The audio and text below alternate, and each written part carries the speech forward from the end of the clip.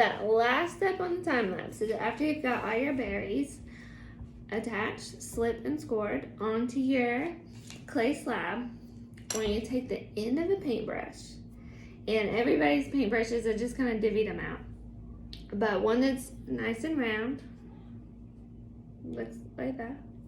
And then I want you to press it into that clay ball and just make a tiny little indentation on each one. Because it just looks really cute. I don't know. I don't think berries look like that, but it's just fun. Okay, next. So decide what is the top. Well, I hope you already decided. What is the top of your mug? And so if we cut this out of a clay slab, it probably has kind of a harsh edge, like a good right angle.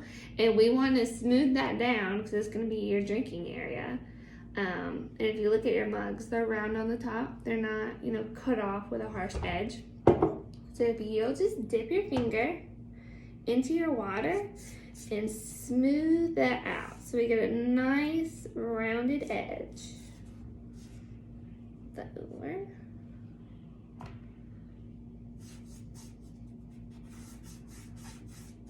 Smooth it out. Just so it's not that harsh angle. Just smooth it a little bit. Okay, now we're ready to stand it up and put it together. So, when you join two pieces of clay together, you slip and score. So we'll do the same thing here. So where they're gonna overlap, and you only want them to overlap about 1/4 inch, 1/2 inch maximum. So I'm gonna score the edge. Then I'll score this one.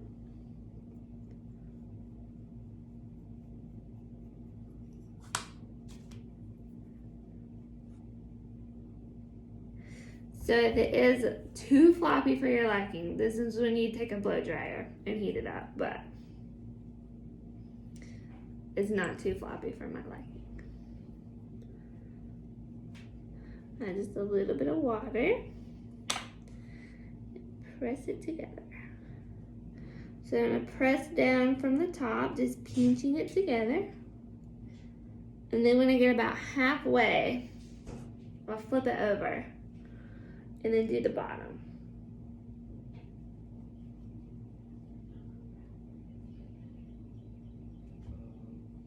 Cool.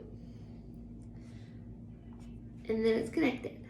And you will have a bit of a seam, but it's where we connect our handle, so it's really not noticeable. I don't know. It's never, when people make it, they notice it, but after it's made, I don't think it bothers anyone. Okay, so now we attach our bottom. So I want you to take your extra clay slab, take off the paintbrush that's stuck to it, and you'll set it on top. And make sure, you got a good, nice, round shape that you like. And we're gonna cut out the bottom using either the knife or the needle tool. And so what's gonna happen is we're gonna flip this piece of clay up. So you want to be a little bit bigger than the size of your mug, but just a little bit. So maybe like 1/8 of an inch if you needed like a precise measurement. Maybe like the whites of your fingernails, unless you're like me and you bite them off. Like that much. Is that clear? You can see on the video. Just a little bit outside the edge. Excuse the microwave in the background. Heating up my baby's bottle. Alright. Cut it out. This next step is very important. Take your cylinder off and put your name on the bottom of your piece. You can add things to it like your favorite scripture, a portrait of your dog, however you want to do it. But I will say you should put your initials you should actually put your whole name, because sometimes people pick up from the store and they have the same initials. We've had a little mix-up before. So really identify yourself, but make sure you put your name. And I know I sound like a teacher, because you always get that lecture, but people still forget. So I'm going to put Leah. And on the slip of paper in your tub, it asks you how you wrote your signature. And I want you to write that on there, because I'm going to put these all in the oven. And I'm not going to know whose is whose until I take it out. And I want to make sure I can correctly identify yours. I know there was a long lecture about writing your name on your piece. But write your name on your piece. Alright, so obviously your name goes on the bottom, so flip that piece over. Now we slip and score each piece that we're attaching together. So we're going to score the bottom around the outside. Be sure to stick to around the outside, because if you scored in the center and then you look down on your mug and you can still see it, well, that's just poor craftsmanship. So you want to go on the outside. Flip your mug over and just add a few. You actually really don't have to, but what I told you before and what I'm telling you now wouldn't make any sense if I told you not to. So just put them. Then add a little bit of water.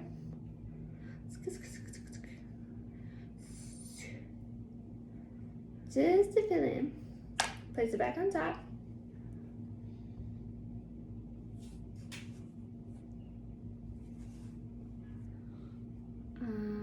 Figure out how you cut it out, because that's not going to fit right.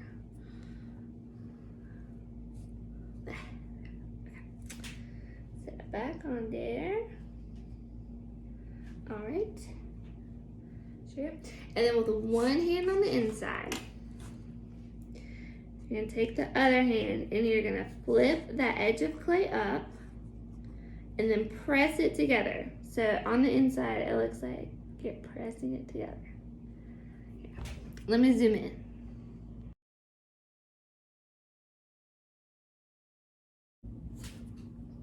Alright, so we've got our mug bottom attached. Very nice. So on mine you can see the bottom attached. If you'd like to, you can totally smooth that in. You'll just move that clay up and go over and over until it's smooth. But I enjoy that. I enjoy where you can see where the pieces of clay connect. So you could totally smooth that seam too. It's just up to you, the artist. And whether you want it smooth or not. I enjoy being able to see kind of the process, so I leave mine. So now we have to attach our handle. So I'll just kind of move this, grab some of my extra clay, put on my work surface, take my handle template and cut it out.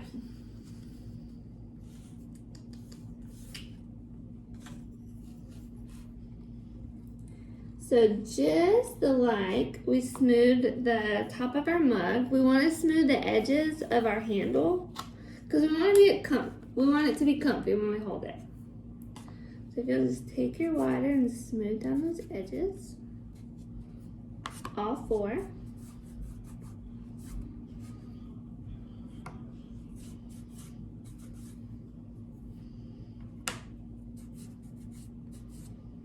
Then we'll slip and score where it's going to attach. Right. Maybe it's better from the side. Okay. I'm going to attach it like this. So that's how I'm going to attach my handle. So then I'll pull it off and I'll score right here, and then where I want it to go also. And a dab of water.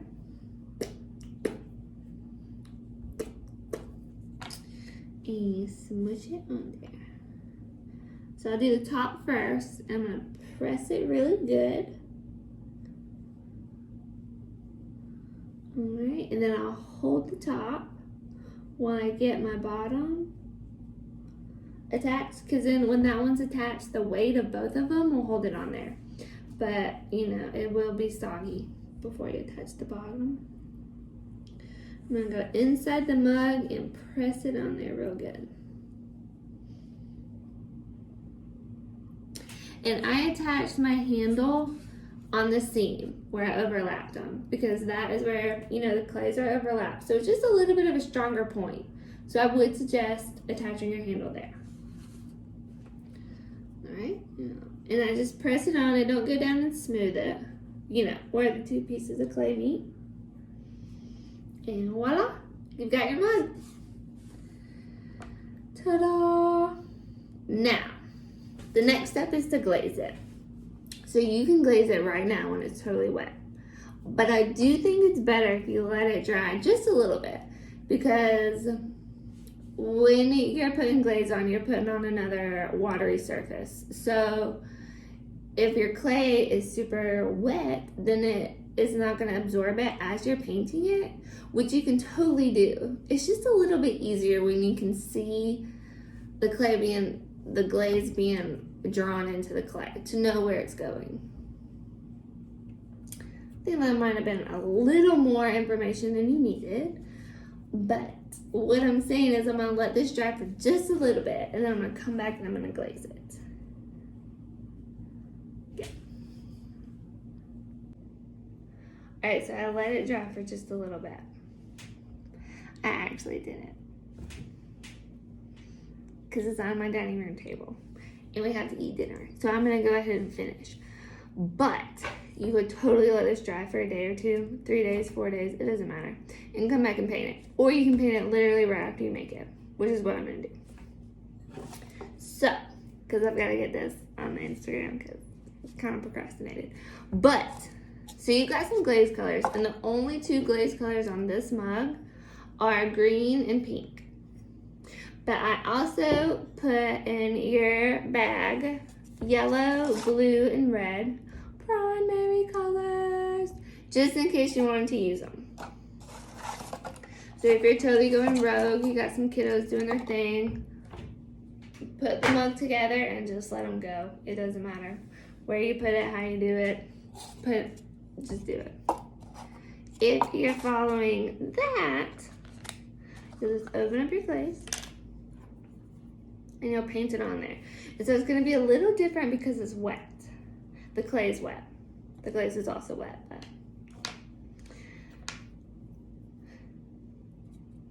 So you're just going to paint it on there. It's going to be different because whenever you paint like a canvas or you paint an already fired piece of pottery, your clay or your canvas absorbs the paint as you do it. This is a little different because the clay is wet. It's totally doable. It's just a little different. I'm going to think about if maybe you have ever painted sugar cookies before, like iced them, then you're really moving the icing around, not so much as painting. And so you can kind of think about you're just moving the glaze.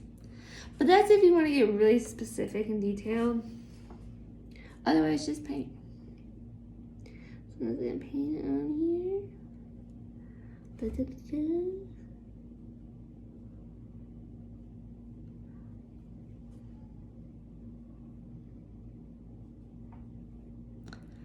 I don't think I have the video, the whole thing of me painting. I think you get it.